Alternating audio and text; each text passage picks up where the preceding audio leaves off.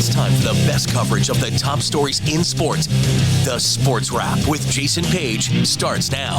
On a Tuesday, and great to have you with us. Thank you, Chad Erickson. A lot to do over the next 60 minutes, however you are consuming the show, whether on television, whether through the vodcast, social media. There's all sorts of ways to stay in touch with Sports Wrap. We appreciate that. Jason Sobel will swing by the program. SiriusXM NHL Radio's fantastic host. He and Michael Collins host weekdays, Monday through Wednesday. Get you set up for every PGA Tour event. We'll talk with Jason Sobel, who's also with BetMGM. We'll also get into JJ Redick's hiring. He met the press on Monday and told everybody he doesn't really care what you think of him. We'll get into that. I've got something to consider today on why we're all in a rush. We'll talk about that. We'll update John Force's health. We told you that crazy story, showed you the crash from his NHRA race over the weekend. But we start things out in the NHL, and Sam Yarnell is here. NHL, Sam Yarnell. It rhymes. It's perfect. And Sam's hanging out with us as he does each and every day on the show. I know, I'm corny. It's like corny dad jokes. I was going to say, we got to turn the corniness down 1 degree, Jason. It's all right. I'm old. So what am I going to do? I'm twice your age. So I want to talk about the Stanley Cup Final. Boy, what a great Game 7. I mean, you got these two teams were just throwing haymakers at each other. And look, at the end of the day, Florida gets one more. And I'll credit Dennis Bernstein because, you know, every time I brought up Stuart Skinner throughout this postseason, Dennis Bernstein would say, he's frankly the worst goaltender of all the goaltenders that were in this postseason. He's really not that good. Like, when you compare him with a lot of the guys and a lot of the star power that was in between the pipes for a lot of these teams, that Stuart Skinner was just kind of meh. And last night, and you feel bad for the guy, he gives up kind of a soft goal that winds up ultimately being the difference in a Panthers 2-1 win. They avoid one of the worst collapses of all time, win their first Stanley Cup. What'd you make of it, Sam? Yeah, thank goodness, Jason. Thank goodness that's what we're talking about today, rather than the Florida Panthers blowing a 3-0 lead, the second team in NHL history, the first since 1942. I mean, my goodness. Good for the Panthers. They needed it. Great to see their coach with the Stanley Cup. I mean, Paul Maurice, a guy who has worked very long and very hard in the National Hockey League and all around the sport of hockey to earn that. And you could see the emotion in his face when he was handed the cup. So that was very cool. A couple of takeaways for me. First of all, and this is my Jason Page line of thinking, ESPN. Come on.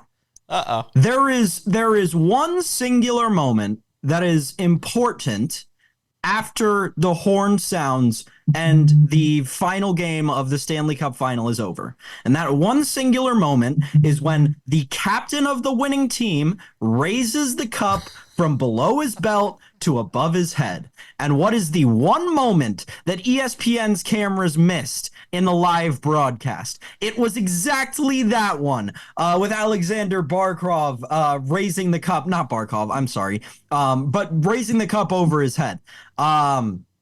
I can't believe that ESPN flubbed it so bad. You never saw this when NBC had it.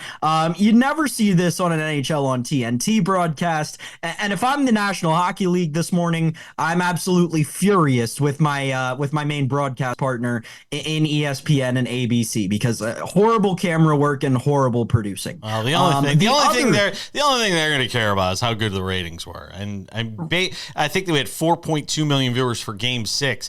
I'll be curious if they get 6 or 7 million for last night's game. You gotta have that moment. I know. Though. That's like the quintessential moment in every team's Stanley Cup run. Thing. That is very much a Jason Page. Important. That is very much a Jason Page sort of thing. That is something that I would point out. Yeah. My other thing. Yeah. Going into this game, when Jason and I were recording this show early Monday afternoon, on the East Coast. Connor McDavid was minus 3,500 to win the Conn Smythe Award. About 230 in the East, he dropped to minus 2,800 to win the Conn Smythe Award, and no one really knew why. I thought it would be an interesting thing to follow during the game, so I did. And when Connor McDavid got as low as minus 320 live during the game, and we have to remember with the Conn Smythe, these voters are voting with 10 minutes to go in the third period. So anything that happens after 10 minutes to go in the third period doesn't count for the Conn Smythe.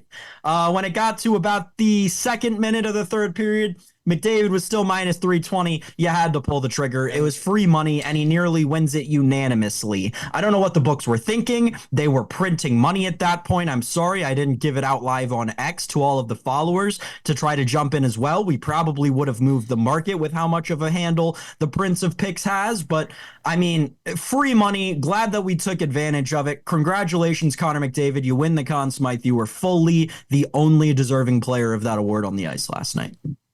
Can I ask, though, is it a little weird? It doesn't happen often. Player on a losing team winning Conn Smythe. That's what I'm saying. I mean, he didn't do anything in Game 6 and Game 7, and he winds up winning Conn Smythe. That rubbed me a little bit the wrong way. Give it to the winning goalie. Sergei Bobrovsky stood on his head in that game. Yeah. He stood on his head, Jason, but he stood on his head in the last 10 minutes of the third period. Yeah. Again, that's what people forget. He made two amazing saves with less than 3 minutes to go in that game that saved it from going to overtime, no question. The problem is the votes had already been cast, and we already knew the winner at that point. And the fact of the matter is Connor McDavid did something in this postseason that two human beings have done all time. And when they both did it, hockey looked a lot different.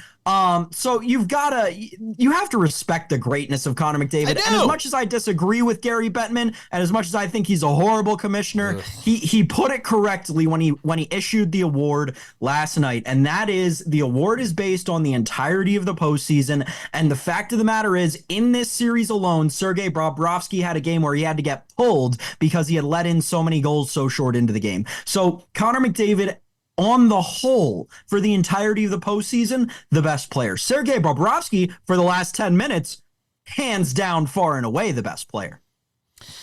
Yeah, I don't know. I'd like to see a guy on the winning team get it, but I can understand. I'm not going to go crazy about it, but I was surprised. I wasn't following the betting trends, though. And I guess if I had been following the betting trends, I would have seen that it was pretty much a foregone conclusion that it was going to be Connor McDavid winning the Conn Smythe. I want to talk about the betting odds for the Stanley Cup for next year and compare them to the NBA futures for the next championship there as well, because they are enormously different. We'll get into that as we continue on this Tuesday edition of Sports Wrap. JJ Redick's hire is in the crosshairs as well. We'll get to it next. Over 13 million Americans were affected by identity theft in 2022, and the threats go way beyond just credit card fraud. Today's identity thieves can use your information in ways that are easy to miss by just monitoring accounts and credit, like opening loans, transferring home titles, even committing crimes.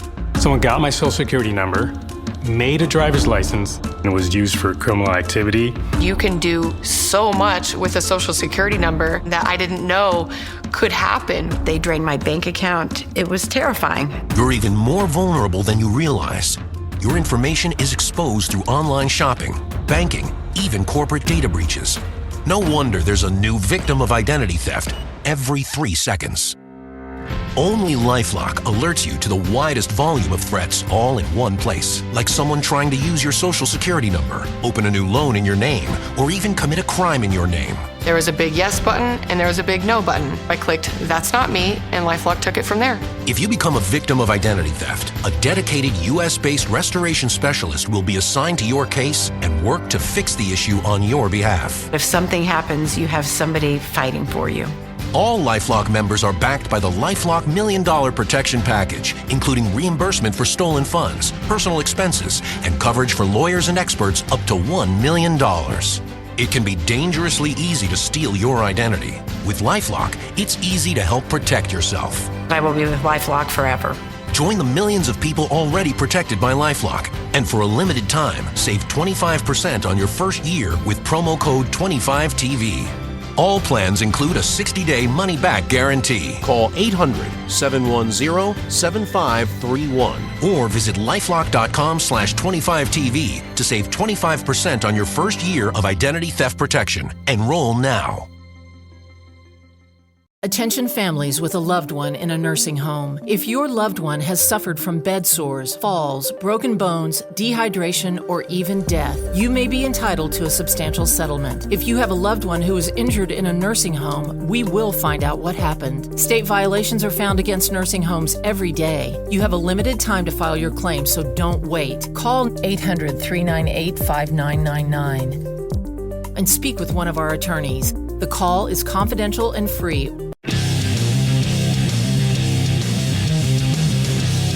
We take it to segment 2 on this Tuesday edition of Sports Wrap. Jason Sobel comes up in 10 minutes. Do a couple of golf segments with him today because why not? Getting into that part of the calendar now. Championship season is done. Try and slip in a couple of vacation days.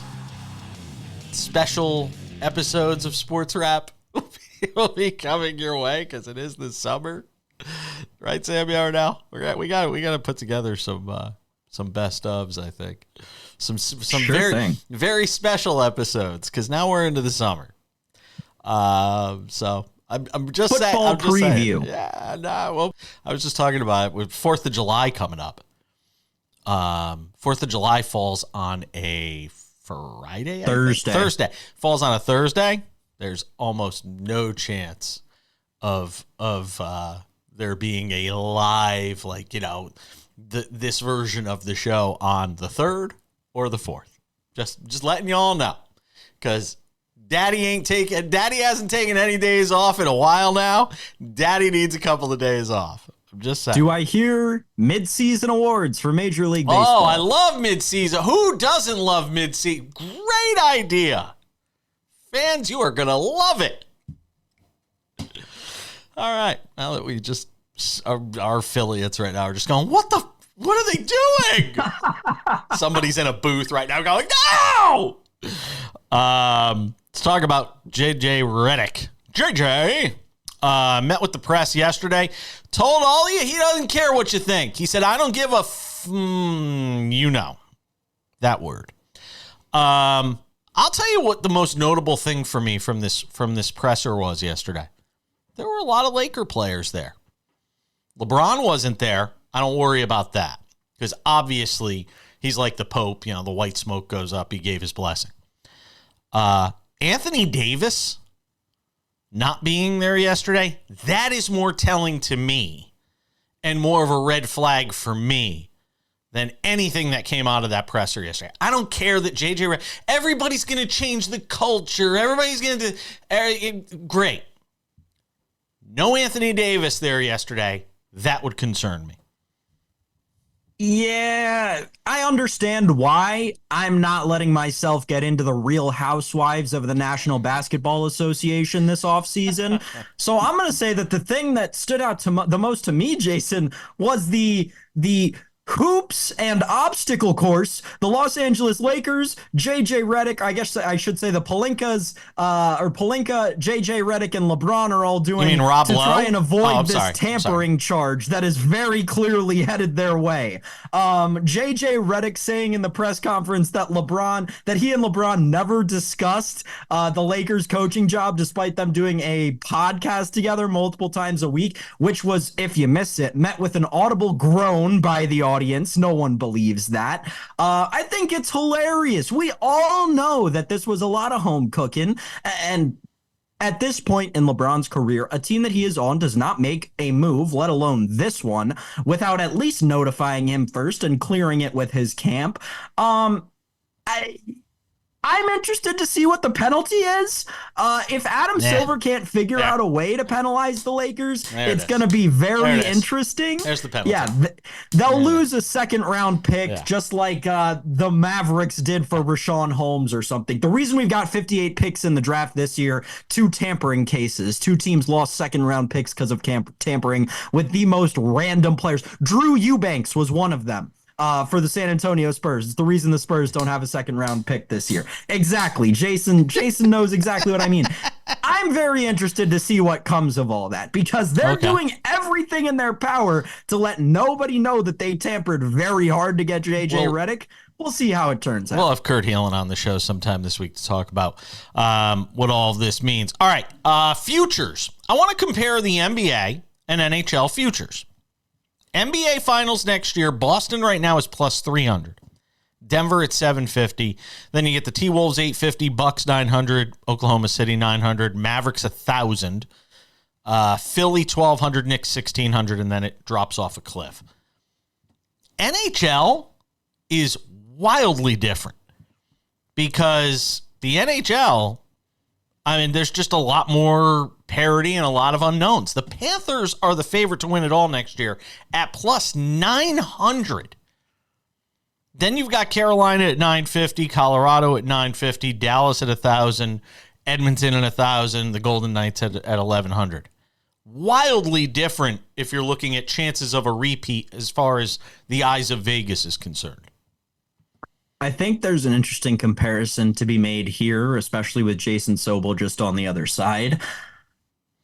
The NBA Finals odds, as they currently stand, are priced like an elevated golf tournament with Scottie Scheffler and Rory McIlroy and all these PGA players playing in one of these elevated events, like you'd see at the Travelers if Rory would have played, or like we saw before the major season started.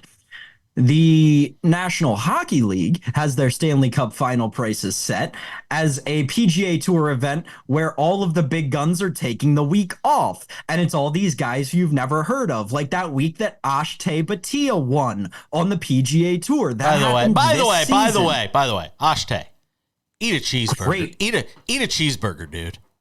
I mean, my God, I have never seen a guy that rail thin in my. I'm amazed with how he hits the goal. I'm serious, dude. A cheeseburger. Just saying. To my point. Sorry. The NBA.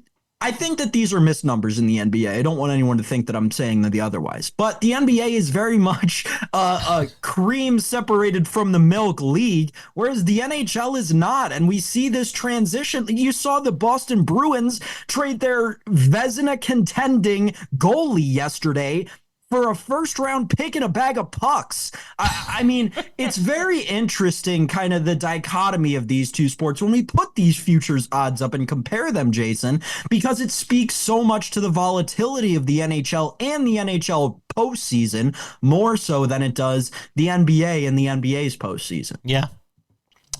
Best chance to repeat, though, is definitely the Celtics. If we're looking at the two. I mean, the better chance of repeating is that, and especially with the fact, and we've talked about this before, Eastern Conference. I mean, all day Eastern Conference. Yeah.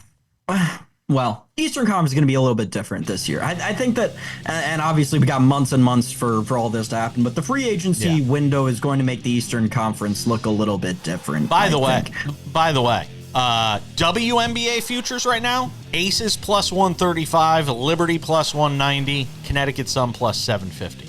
Best chances to plus win it all. Plus 135? Yes. For a team that's 8-6? I don't set the lines.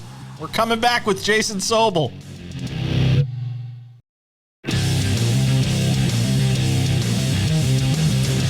Sports Wrap continues. Good to have you with us on this Tuesday edition of the show. Got into the Stanley Cup. J.J. Redick, the new head coach of the Lakers. And always happy to talk golf with my man, Jason Sobel. Does a great job. Terrific with BetMGM. Also, SiriusXM PGA Tour Radio. You can catch them there weekday afternoons, 2 p.m. Eastern with Michael Collins. All right, Jason. I've gotten a lot of people's thoughts on what transpired on Sunday at the Travelers on the 18th hole. So let's just clear that off the slate and tell me what you thought of how it was handled from the PGA Tour standpoint, how it was handled by, security at the Travelers. I know everybody's saying, wow, it was great. They got everybody out there fast.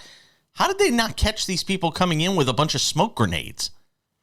Yeah, so first of all, Jason, look, I was getting a little sentimental last week. You and I used to do shows from right next to the range at GBC River Highlands years ago. I guess it was probably longer ago than it feels like, because it doesn't feel like it was that long ago, but that was, 12, 15 years ago. It was forever ago, dude. It was like 15 years ago. Yeah, man, it does not feel like that long ago. But I was thinking about that last week as I was watching one of my favorite events of the entire year, just having lived in Connecticut for so long. Anyway, to answer your question, look, there are ways to get it. There are volunteers. I know there's security, but there's volunteers who are checking people in, taking tickets. You know that neighborhood. I have no idea what they did, but there's ways to sneak in through the neighborhood and get yourself onto a golf course. A golf course is a big piece of property. It's not a secure environment, say like a baseball or a football stadium where there's only a finite number of entrances where you can get in, you can't get past anyone. Then I don't know, if you put like a can of whatever in your sock and you're wearing pants, are you going to catch it? I don't know. So I don't fault the security team whatsoever. I do give them credit though for getting out there that quickly. And that's what some of the players, the caddies in that final group, I know Paul Tesori, who caddies for Tom Kim, said it happened so quickly that we didn't even know what was happening. We had no idea what was going on, even, because all we know is that, there's some paint, there's some stuff going on, and then guys are getting tackled on the green. The security team got out there so quickly that it was almost like they knew it was coming, but I'm sure they didn't. But they were able to curtail the situation pretty quickly. I don't know. It's just stupid. I've never understood this.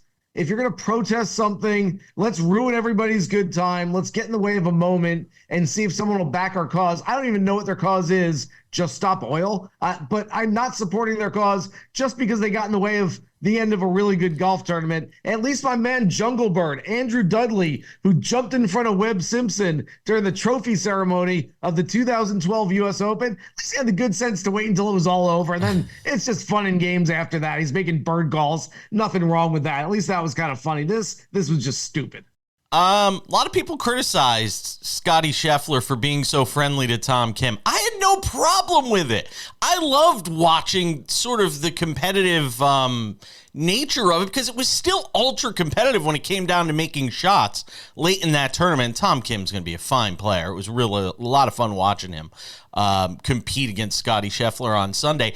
I don't have any problem. Everybody wants this, bloodthirsty Angel Reese, Caitlin Clark. We got to hate each other because one's trying to win $3.4 million and the other's going to get 2.1. It's kind of hard to have that crazy competitive thirst in that situation. Am I wrong? They are competitive. Look, just because you're talking to a guy and laughing with a guy as you're walking down the fairway doesn't mean you don't also want to beat him. And I mean, okay, so this might not be the greatest rivalry in the world because they don't hate each other. That's okay. I don't know. I always say about players, whether we say, oh, this guy should show more emotion or this guy should act this way. Act the way you are. The worst thing you can do in that moment when you're trying to win a golf tournament is try to act like somebody else. And look, if Scotty and Tom Kim are friends, and if they were playing around together, they'd be talking and laughing and having a good time together. Then do that in the moment. Don't try to be something you're not. And, I look less at Scotty Scheffler and more at Tom Kim, just because Scotty's been in this situation so many times before. Tom's the younger guy who's trying to take down world number one and trying to beat, sort of big brother there a little bit. Do you criticize Tom for, sort of talking to him and having a conversation with him as they're walking down if that's what you do, if that's your personality, if that's how you guys they share a birthday, Jason. They share a birthday. I mean, afterwards, Tom put on his Instagram a photo of him holding Scotty Scheffler's newborn baby and saying, hey, Scotty's like family. He's like a big brother to me. There's nothing wrong with that. These guys travel together throughout the entire year. Look, it would get really lonely if you didn't have friends like that and guys to play practice rounds with and guys to show you the ropes a little bit. So I've got zero problem with any of it. It feels like we've had this conversation for 15 years about the Travelers, and I've seen golf writers and golf journalists say the course is too easy. We got to stop. We can't have a tournament there. I have no problem with it. I have zero problem with that course. I've played it a bunch of times. It is an easy course. And you know what? Coming off the U.S. Open, you give the guys an easier track. They're all playing on the same course. It's fun watching the shot making that takes place and guys going low and Cameron Young shooting 59.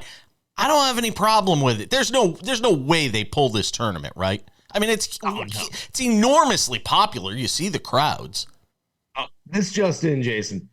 They don't pull golf tournaments because of the way they're being played. This is all about money. Everything's about money. So as long as Travelers keeps investing, which I believe they are, and all the good people from the Travelers keep working towards making this a great tournament, it quite honestly, for the fans' enjoyment of things, doesn't matter if the winning score is 2 over par or 27 under par. It has no bearing on whether that's going to remain on the schedule. Look, I'm the same as you. This is why we have 40-something of these every single year. If you don't like the way this golf course plays, well, wait a couple of days, there'll be another one. And if you don't like that one, wait a few more days. And plus, the conditions really dictated the scoring this past week. Obviously, there were some torrential rains in Connecticut. They did a great job cleaning up the golf course, but it's lift clean in place. It's a soft golf course. If Pinehurst was soft and it rained the week before in North Carolina, we would have had an easier U.S. Open. That's just conditions. There's not a whole lot you can do with it other than trying to tell Mother Nature to behave herself. But I have no problem with anything at the Travelers, at TPC River Highlands. So we've seen 2 sub-60 scores now in, 7 decades of golf being played there? All right. So what? I was there for Furyk. That was awesome. It was very cool. We're hanging out with Jason Sobel. Does a great job. PGA Tour Radio. You can catch him weekday afternoons, 2 p.m. Eastern with Michael Collins. Also a brand ambassador over at BetMGM. He's going to hang around for one more segment. We got into the fun stuff. Now we're going to get into the heavy stuff. That's next on Sports Wrap. Don't go anywhere.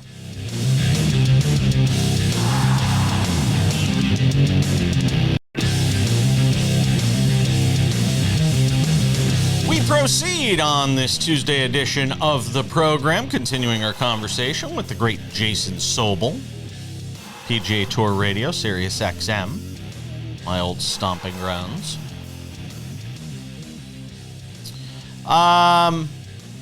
So we talked a bit about Scotty Scheffler. I want to ask you a question because I've never been one of those guys to say, well, look at the competition he's playing with all the guys on LIV. But when I really sat down and kind of processed it on Sunday, and we're thinking about this amazing run he's on, 6 wins before the end of June, and how few guys have done that, and how long it's been since anybody's done it.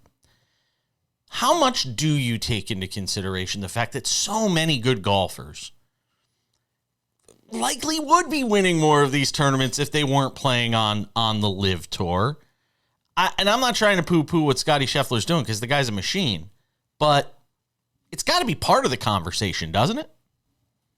Really? I don't know. I don't see it that way. First of all, it's hypothetical. So, we can sit here. It's great talk radio because we can sit here and debate Scotty Scheffler would only have 3 wins or 4 wins, or no, he'd still have 6 wins if the LIV players were playing in all these events because we have no idea. But secondly, okay, Jon Rahm, he is a world-class player, right? He is great. Maybe he could have stopped Scotty Scheffler. Jon Rahm has exactly 0 victories on the LIV Tour, which I don't think anyone, even if you're a LIV supporter, you can't sit here and say it's harder to win on the LIV Tour than it is on the PGA Tour. It's just not. There's 48 players every week, and half of them are just sort of retreads, and they don't have a chance of winning anyway. So the fact that Jon Rahm hasn't won. Brooks Koepka, he's a great player. He's got 1 win. Bryson, we saw him at the U.S. Open a few weeks ago. He's fantastic. He played really well at the PGA. He's got 1 win on LIV this year. Tyrrell Hatton has 1 win. I mean, it's not like these guys are peeling off victories, the best of the best out there. So to expect them to have beaten Scotty Scheffler on a regular basis if they were still playing the PGA Tour,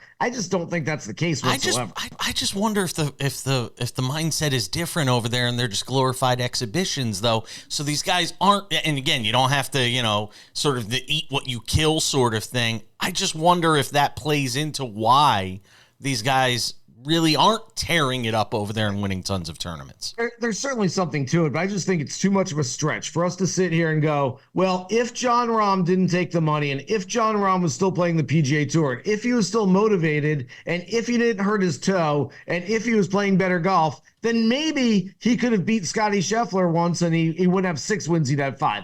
That's a whole lot of jumping off points and a whole lot of variables to try to take something away from Scottie Scheffler that he's earned. Rory McIlroy, where are we with him? I wrote a column about him for MSNBC.com. Our folks watching the show can go and check it out. Where are we with Rory at this point? I thought there were a couple things that were a really bad look after the U.S. Open. First of all, look, I'm biased as a member of the media. Sure. We want guys to speak to the media. I get it. And so I try to remove myself from that. Do I care that he speaks to the media? Not that much, but Rory in particular, I was part of a little scrum after a press conference he gave at Pebble Beach a few months ago. And he said he'd just gone to an F1 race. He said, man, those guys do so much media. They do more fan interaction. We have to be more like them. We have to understand that we're entertainers and we're only here because the people are here covering us and the people are here watching us, and we have to do better. Well, for him to say that and then not face the music after missing 2 short putts on his last 3 holes, I think is sort of ironic and it's kind of contradictory. And the fact that if it was any other player, I'd give him a little more of a pass. For Rory, I think because he's said those things, needs to show up. Rory was also part of the group who said, hey, we need to have the best of the best playing against each other, shorter fields, let us play 4 rounds, and it's going to be a better look. Well, Rory got into the Travelers Championship and then said after the U.S. Open, I'm not playing. Again, I don't know what his mental state is. We talk about mental health in the light of Grayson Murray's passing earlier this year, and we say, look, we have to take care of each other. Players have to take care of themselves. If his mental health isn't there, I'm certainly not going to tell Rory McIlroy you have to go play. That said, he's been a big proponent of we have to make these events the elite players playing together, and for him to be an elite player and not show up, it's a bad look. And so as far as moving forward with Rory, I know a lot of people are sort of off on him now. They're like, okay, he couldn't get it done down the stretch at a major championship, crossing his name off my list. He's never going to get it done. The odometer is going to remain on 4 forever. For me, I look at it the other way. I almost say he is so close right now that it would not surprise me if he goes out and wins at Royal Troon and gets the Open Championship in a few weeks. But would it shock you if he didn't? I mean, you can run it both ways. Would it shock you if he didn't win at Royal Troon? If he did, finish T10, if he finished top 5 or 10, yeah, that's what I'm saying. It wouldn't shock me at all, which is why we watch, which is exactly how I finished my column. 15-year-old Miles Russell tees it up this week at the Rocket Mortgage. We haven't seen anything like this for a while. This is going to be pretty cool. These kids are getting so good, so much younger. I mean, obviously a little bit older. Michael Thorbjornsen, who just came off of the college season at Stanford. He's playing PGA Tour U. He was top 5 at the Travelers last year, played well again this past weekend. Jackson Koiven is in the field this week as well. As a freshman at Auburn, he won all of the postseason hardware this year. He's going to be a superstar. And Miles Russell, yeah, we've seen some kids this year make the cuts and do some interesting things in some professional events. And so from everything I've seen, everything I've heard, this kid is the real deal. Probably has to grow into his body a little bit. I mean, if this was another sport, if this is basketball, and you're like, that kid's pretty good, but he plays like a power forward. He's only 6'4". He's got to grow into his body a little bit or change positions. Miles Russell still looks like a kid, doesn't look like he's ready to be a full-grown adult. And so the way the game is now, you've got to have some power. You've got to be able to smash it 320 off the tee. I don't know that he's got that yet, but obviously he's got a ton of game. Jason Sobel, SiriusXM. Always appreciate it, my man. Thanks, dude.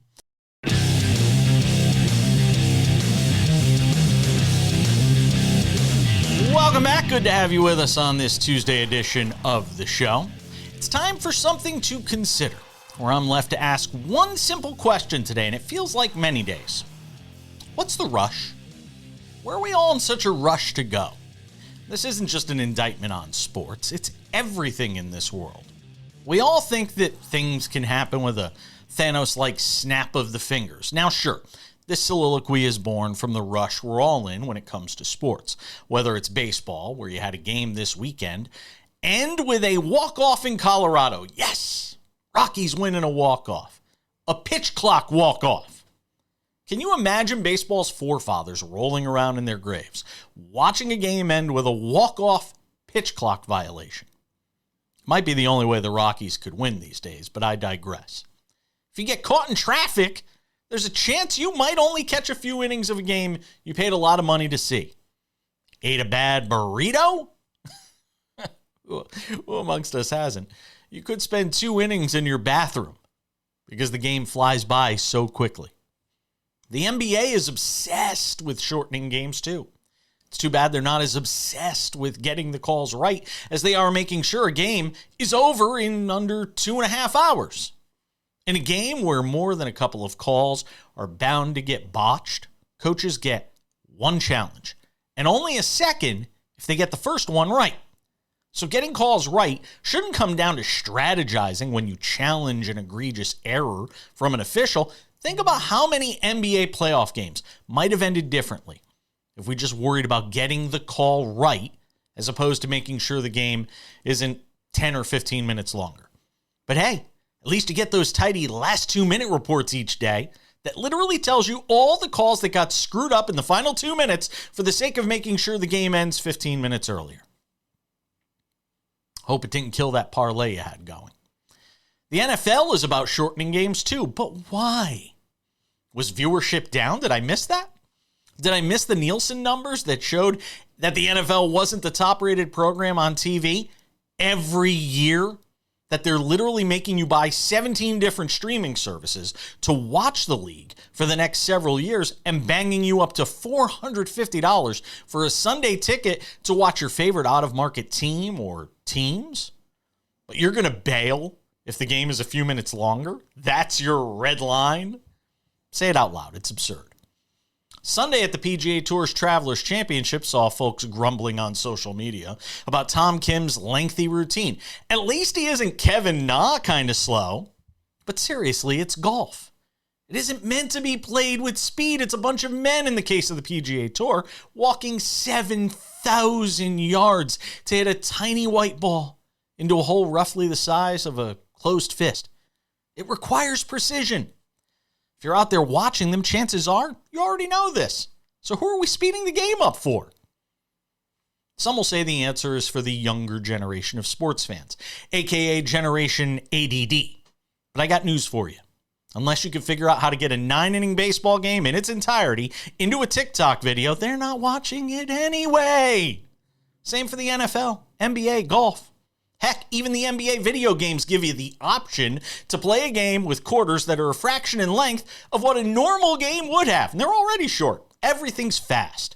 Got a brand new coach, struggles in his first season, swap him out for a new one. After all, we couldn't dare to hold players accountable for their failings. It's got to be the coach's fault. But it really does run along parallel lines with everyday life. Think about it. How many times are you on the highway with somebody speeding by you at Mach 5? You're wondering, where are they in a rush to get to? Yeah, I get there are exceptions. Someone's wife is in labor or something like that. But that can't be the case for everyone blowing by me on the highway when I'm doing 75 or 80 myself. I'm not crawling. What's the rush, folks? Maybe it's just me getting older, wanting to slow down the clock a little. But I like to take my time a bit. I liked my baseball games at 3 hours. I enjoyed 17-inning games where managers had to figure out how to stretch out their rotation and 30 fans were left in the stands when it was over. I don't need some base runner on second that gets placed there without doing a damn thing but making the final out of the previous inning. I don't mind more challenges even if it makes the game 15 to 20 minutes longer. And they get the calls right. And God knows I've been a little slow a time or two on the golf course. So why am I going to begrudge a guy who's taking his time in a tournament that's his livelihood? I recently found myself driving back 4 hours from Las Vegas to Palm Springs after a weekend of adulting, looking at places to potentially live, all that fun stuff.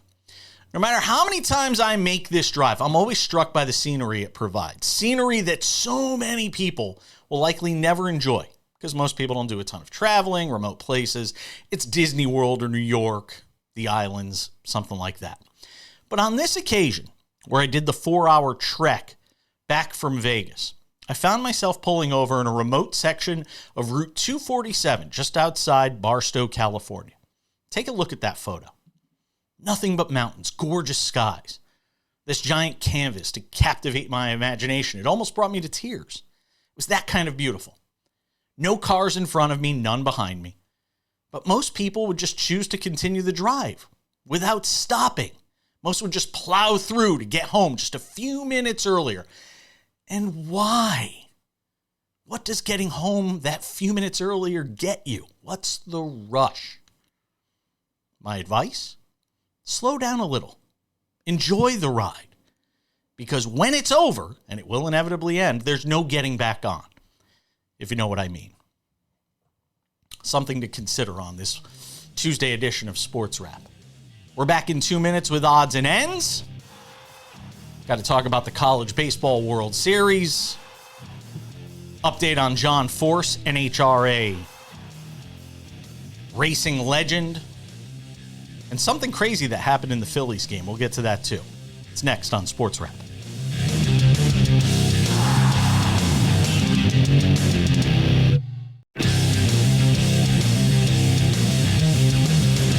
All right. Just about time to put the wraps on this baby for a Tuesday. Don't forget, Sports Wrap with Jason Page podcast, available for you wherever you get your podcasts. Haven't subscribed yet? What are you waiting for? Maybe you can't find the TV show every day in the same place at the same time. Our affiliates air it at different times depending on where you're watching us. Some carry weekends, some carry weekdays. This way, it's just there for you every day. The same thing that's on TV, available in podcast form, doesn't cost you a dime. Go and subscribe today. Time for some odds and ends. Odds and ends, Sam Yarnell. They always say, oh, you go to a baseball game, you never know what you're going to see. You may see something for the first time. Phillies and Tigers on Monday night in Detroit. A triple play that you haven't seen since, like, Babe Ruth was playing in the 1920s. All right, time I saw that Babe Ruth. A 1-3-5 triple play. It could only happen to the Detroit Tigers. Line drive, back to the mound, throw to first, get the runner who veered too far off of first, throw to third. I don't know where the runner on third was going, by the way. Watch this again. Line drive to the mound, throw to first. I can understand the guy at first. Where was the runner from third going? Did he have no idea where the ball was? 1929, I believe, was the last time we saw a 1-3-5 triple play. And somebody was keeping score. Because that's how we know it happened in 1929. Baseball keeps better records. Outside of the whole Negro League stuff, which we've been learning about, baseball keeps crazy records. Like, there's a lot of sports where they're like, we don't know what happened. Like, we don't know what happened pre-1970 in the NBA. We just kind of make it up. Baseball's not like that. Baseball knows everything that happened. There's another thing that we didn't talk about on the show yet, Jason. We got to dive into that whole Michael Jordan thing. We got to dive into the whole the report on Michael Jordan and the statisticians pumping up his numbers and Michael Jordan having more steals in a game than the other team had turnovers and all that kind of thing.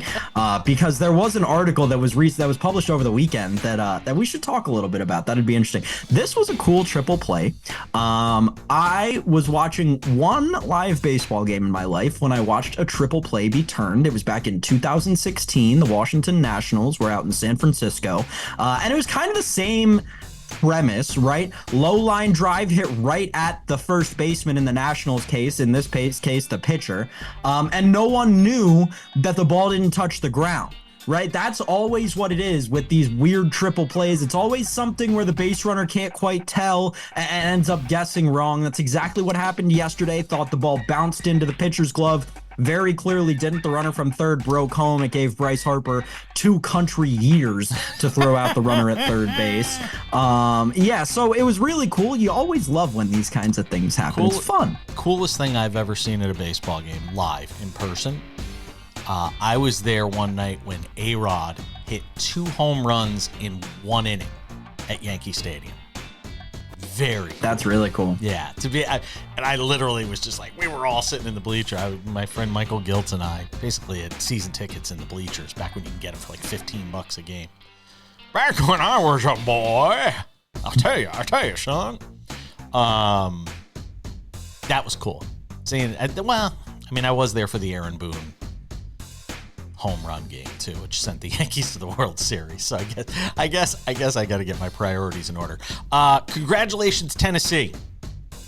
We haven't spoken one word about the College Baseball World Series, much to the chagrin of Sam, by the way, who has been fronting for college baseball. Tennessee, College Baseball World Champs, College Baseball National Champs. There you go. I should have planned more accordingly for this segment. I have my hat sitting right across the room that says college baseball is rad, because it is. And yes, I have asked Jason to talk about college baseball on this show multiple times over the course of the College World Series, and he has said no every single time. And the problem college baseball is an electric sport. It is the purest form of baseball. And if you watched this 3-game series, you understood exactly why. If you watched a guy like Christian Moore play at all in this postseason, you understood exactly why. The A&M story was great, losing Braden Montgomery in the Super Regionals to the ankle injury, losing Shane Sadow, their second best pitcher, their number 2 starter, and then making it all the way to the College World Series finals. Obviously a Cinderella story. We all wanted them to win, but at the end of the day, Tennessee, the number 1 seed coming into the tournament, get it done. They were the better team. They showed it in this series, and it's the first time since 1999 when we started this new seeding system, Jason, that the number 1 overall seed has won the College World Series. So college baseball continues to be the sport that delivers. And again, for those of you out there who love baseball and don't watch college baseball, you should start right now. Yeah, I'm good. NHRA. Cup blew. John Force just blew the thing up and slammed into the wall at the top end of the racetrack. Take a look at this. Update on him. He is still in intensive care. They think he's going to live, but they still don't know just how badly he's been injured. First puff the tire. And I want to call out Sam Yarnell, because at the very end of yesterday's show, he said he would put his grandfather, 75 years old is John Force, into an NHRA vehicle at 300 miles an hour if he could win a lot. I'm crying elder abuse. I said it would be acceptable to do that if they were the GOAT at that sport, which John Force is. It's going to wrap it up for us. Thanks to Jason Sobel. Thanks to you, Sam Yarnell, even though you hate old people. I'll see you later. Traveling across the racetrack.